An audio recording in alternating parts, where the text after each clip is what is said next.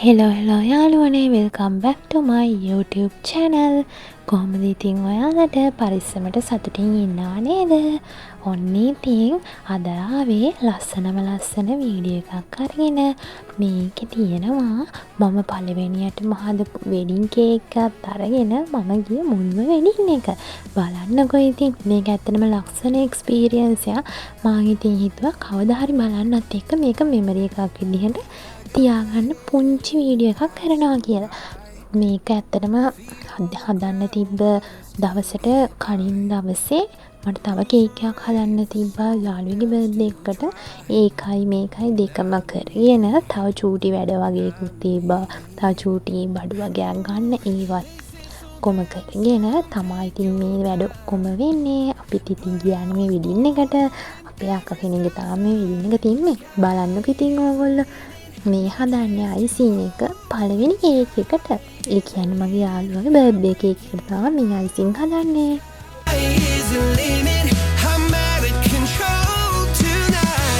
ගොඩාක් මිටින් අයිසිං එක අපි බීට් කරේ නැහැ. මොකද දන්නවද ලයිට් කලර් yellow එකෙන් තමයි අපිට මේ අයිසිං එක හදන්න තිබ්බේ. ඒක නිසා ගොඩක් බීට් කරේ නැහැ වයිට් වෙනකම විතර. චුට්ටක් විතර බීට් කරලා අපි අයිසිං දැම්මා. මේ තියෙන්නේ මේ වගේ ටෙක්ස්චර් එකට තමයි ගන්න ඕනේ. අපි කලින් පෙන්නුවේ ෆ්‍රිජ් එකට දාලා ඉවරලා ක්‍රම් කෝට් කරගෙන තමයි කේක් එක තියෙන්නේ.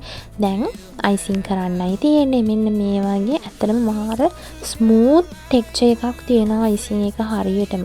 ක්‍රම් කෝට් එකට පස්සේ දාන කෝට් එකට මේ වගේ තියෙන්න ඕනේ. මොකද මේ දවල් ඉදි ටිකක් රස්නේනේ. ඒකෙ හින්දා අනිත් පැත්ත හැරෙව්වත් එහෙම වැටෙන්නේ නැහැ. ගාට තියෙනවා. මේ වගේ ලයිට් yellow එකක් තමයි අපි දැම්මේ. බලන්නකෝ ඉතින්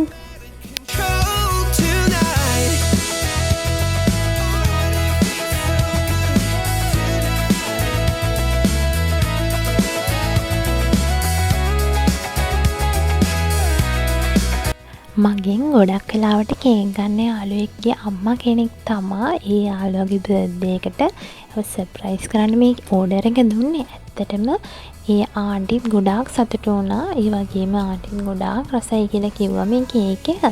හරිම සිම්පල් ඩිසයින් එකක් තමයි තිබ්බේ. ලයිට්ම yellow එකෙන් තමයි මේ ඔක්කොම ඩිසයින් යන්නේ. චුට්ටක් විතර තද වෙන්න දැම්ම ඩ්‍රිප් එක විතරක්. එතකොට පොඩ්ඩක් එක හයිලයිට් වෙලා පේනවනේ. ඒක නිසා බලන්න ඉතින් මේ වගේ සිම්පල් කේක් වල කොච්චර එලිගන් ලුක් එකක් තියනවද කියලා. ඉතින් චාම් මුණත් හරිම ලස්සනයි නේද ඇත්තටම. ඒක ඩිසයින් එකට වගේම දැම්මම වටේට ඩ්‍රිප් එකක්.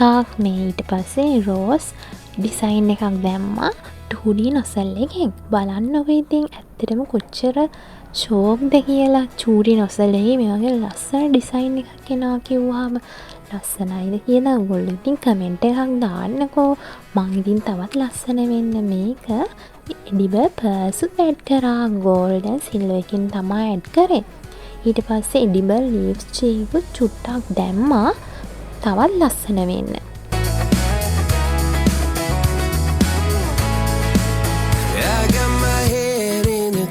So high, feet on the ground, but I still get by.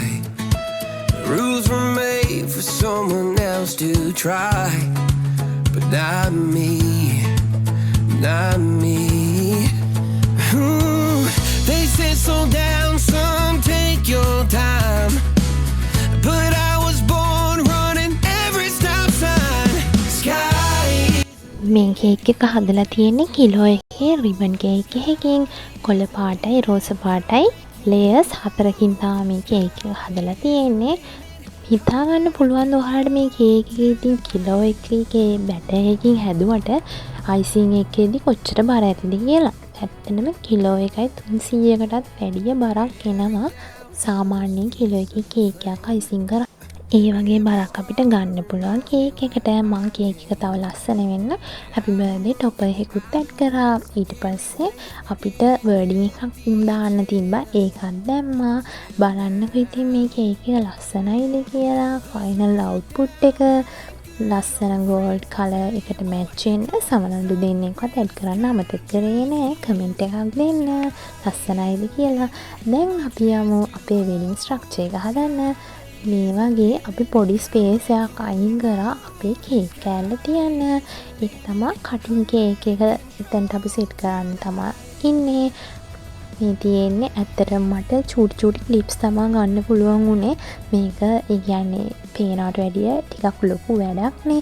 ඉතින් චූටි ක්ලිප්ස් තමයි ගන්න පුළුවන් උනේ. අර අඩි රූලර් පෙන් තියෙන එකම සයිස් එකට අපි මේ ටික කට් කරගන්න ඕනේ.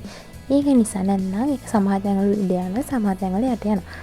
ඔයාලට පේනවද මේකේ සමහර තැන්වල කොළ ඉස්සිලා තියෙනවා. ඒ ඇවිල්ලා අපි කටින් කේක් එක සෙට් කරන තැන අන්තිමටමනේ හැදුවේ. ඒ ටික අපිට මේ පොඩ්ඩක් කොට කරන්න බැරි වුණා. දැන් කොට කරලා තමයි තියෙන්නේ. තාත්තට උදව් කරා ඇත්තට මේ මල් සෙට් කරන්න. මොකද රිජි ෆෝම් එකට සෙට් කරන්න මල් ටිකක් අමාරු හින්දා.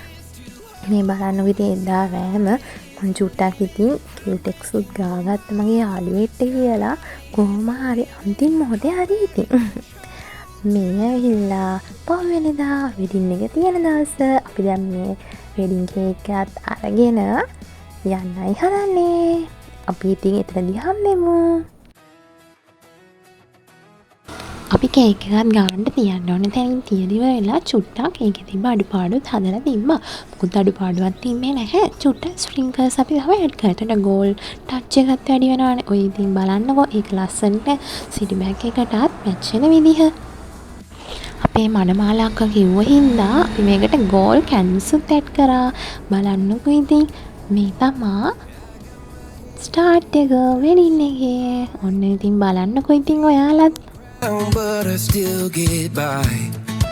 The rules were made for someone else to try. දැන් එන්නේ අපේ beautiful bride අක්කේ.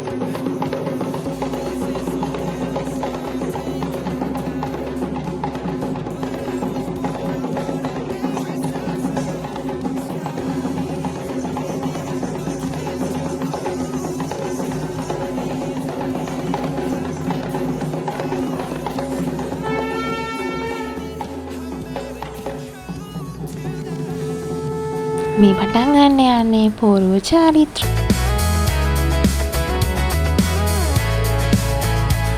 Every doubt just ඔන්න ඉතින් පූර්ව සෙරමනි එක ලස්සනට ඉවර වෙලා එයාලාම කේක් කට් කරන්න. ඊට පස්සේ තව අයිටම් එකක් තිබ්බා. මේ තියෙන්නේ ඒක. ඔන්න අපිට වෙල්කම් ඩ්‍රින්ක් එකක් හම්බුණා. දැන් ඉතින් ඔක්කොමලත් එක්ක වාඩි වෙලා ඉතින් කතා කර කර ඉන්න තමයි තියෙන්නේ. ඉතින් අපේ නෑදෑයෝ ගොඩාක් අය ඇවිල්ලා හිටියා. මේ බලන්න හොටෙල් එක මාරම කාම් මාරම හැට ලස්සන ලයිට් තමයි දාලා තියෙන්නේ. මේ තියෙන්නේ ඒ අක්කිලගේ සර්ප්‍රයිස් ඩාන්ස් එක. ලස්සනයි නේද? ඊට පස්සේ මේ තියෙන්නේ අනිත් අය ඩාන්ස්. කොහොමද බලන්න ඉතින්? I'm out of control. But not me. Not me. ඔන්න ඉතින් පළවෙනි දවසේ වෙඩින් එකේ ඒ විදිහට ඉවර වුණා. Some take your time. But I was born running every stop sign. ඔන්න ඉතින් මේ තියෙන්නේ එයාලගේ දෙවෙනි දවස. ඒ කියන්නේ හෝම් කමින් එක හරියම සිම්පල් චාම් විදියට මාරම ලස්සනට ගත්තා. Congratulations ඔයාලට අකී. ආයෙත් දවසක ලස්සන වීඩියෝ එකකින් හම්බෙමු. Thank you for watching.